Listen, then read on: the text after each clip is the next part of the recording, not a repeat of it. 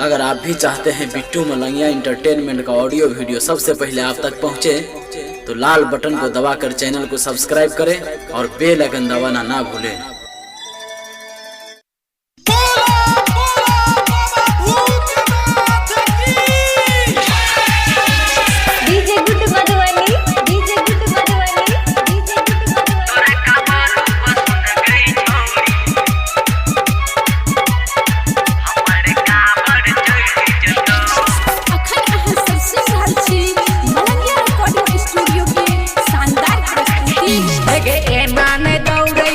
के बचा ले एना ने दौड़े काबर के बचा ले, नहीं तो जल आई गिर जतो। तोरा काबर पसंद गई छौरी, तोरा काबर पसंद गई छौरी, हमारे काबर चढ़ जतो। हाँ तोरा काबर पसंद गई छौरी, हमारे काबर चढ़ जतो।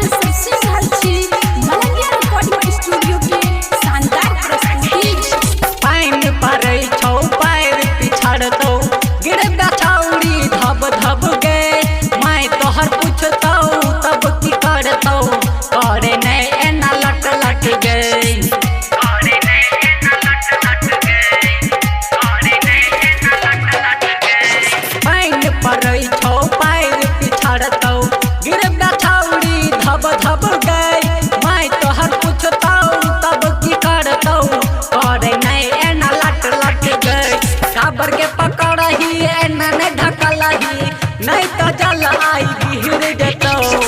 तोरा काबर पसंद गई छौरी, हमारे काबर चढ़ जतो। हाँ तोरा काबर पसंद गई छौरी, हमारे काबर चढ़ जतो।